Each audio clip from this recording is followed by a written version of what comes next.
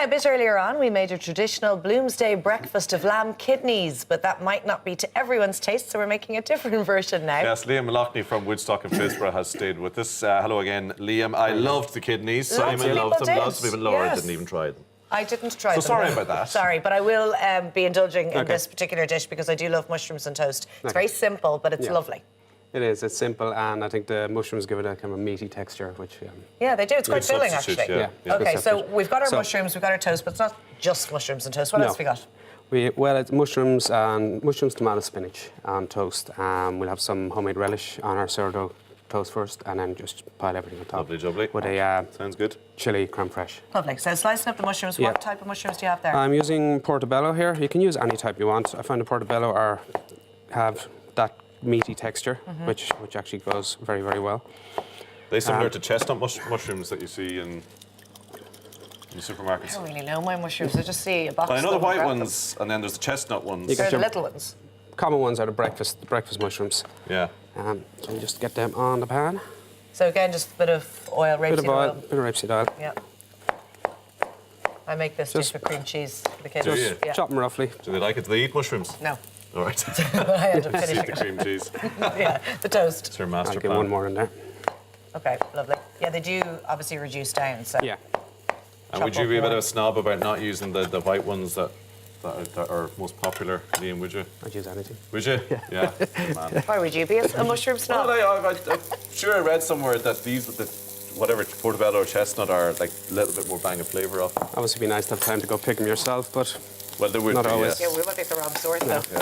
End up poisoning ourselves. So the tomatoes, obviously, depending on the time of year, this time of year you get for some very nice fresh plum tomatoes, which you can go straight in. But I find that the tomatoes vary quite a bit, so what I like to do is actually roast them. You can do them the night before or a little bit beforehand. So basically just just cut them in half, take the core out. Yeah. Cut them in segments again, just bite size. What are you going to flavour them with, or anything? I'm going to flavour them with some thyme, salt, pepper. Here, I'll do that if you want to do the tomatoes. So salt, pepper, and the tomatoes. That's a really nice idea. Salt, pepper, fresh thyme.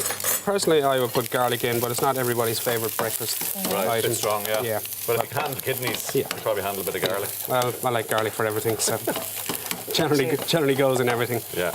So with these, it's just a little dressing, olive oil. The smell of tomatoes roasting in the oven is a great smell. I don't think I've smelled that. Yeah, I'm going to put it's a the great seasoning smell. on the mushroom. It's a great smell, I'm just telling you. It is. This conversation is just verging on the bizarre today, Tommy. Especially with What did you just put in? Careful there, guys. What did you put in? So we just OK, so mushrooms are nearly done. seasoning, thyme into the oven. Temperature, how long? Temperature, I would put them at a bit higher, slow roast, about 160 degrees. 160? Yeah, generally about 10 minutes, just to get them softened and get a bit of flavour into them. And do you want a little bit of crispiness around the outside or get them No, I caramelised? think just starting to collapse, really. Gotcha, yeah. You know, so you get to this stage here. So here's some you prepared earlier. Here's some we prepared earlier. Mushrooms are fine. Now, also in this, so I got seasoning on the mushrooms, a little bit of tarragon, just for a bit more flavour, and it does need a little bit more oil, because the mushrooms tend to soak a lot of the oil. Drink it in, but it's nice. Yeah. Love mushroom. Your eye is on the ball, a different ball today.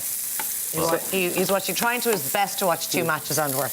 But I suppose the matches are for research purposes. What matches? People should be watching Saturday AM. There's no sport.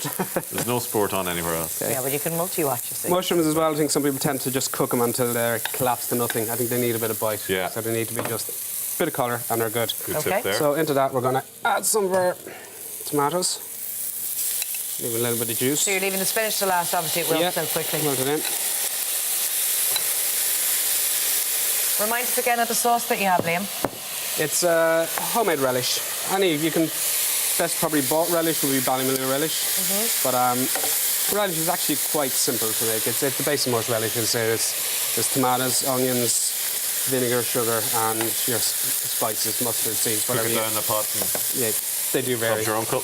Bob's your uncle is right. So just put a little bit of herbs in that, just give a little bit of colour as well. Have you put spinach in as well? That's parsley, That's was it? parsley there. The parsley. So the tomatoes are already cooked. They just need to warm through. You want your spinach? Add the spinach. Good And fist of spinach because big old fist there, yeah. it will melt down. We'll wait for nothing. Get ready to serve up now. This is the poshest mushrooms and toast. Don't get that So in my just house. on this. No, it's Get pretty a easy little though, bit isn't it? of relish. And what bread did you decide to use this time? Sourdough. Sourdough. I like it. It works very well with sourdough toast. You wouldn't use a brioche with this, would you? No. Too soggy? Just too soggy, too soft. Oh, right, You okay. like a little bit of crunch. Good stuff. So- And that's toasted, obviously. Yep. And then do you place the mustard on the top of it? On the top Or of it, you- yeah. okay. It's just creme fraiche with, I've just chopped up about a half of, in that there of about half a fresh chilli, just finely diced. And just Right, a we'll little bit serve more up seasoning on that, and we'll serve it Still up. knives and forks. Okay, there. Yeah, you fetch the knives and forks. Thanks. This looks gorgeous, Liam. And easy. So you're going to dollop Veggie delight. the creme fraiche on top. Creme fraiche on top of it. So I'll hold fire. Hold fire, hold fire. We're good. Gorgeous. Now, And this a is little my bit kind of of- breakfast. Yeah, it's lovely. Looks Gorgeous, great. thanks. So it's creme fraiche, chili, Creme and fraiche, just creme fraiche and Get some for you, finely then. diced chili.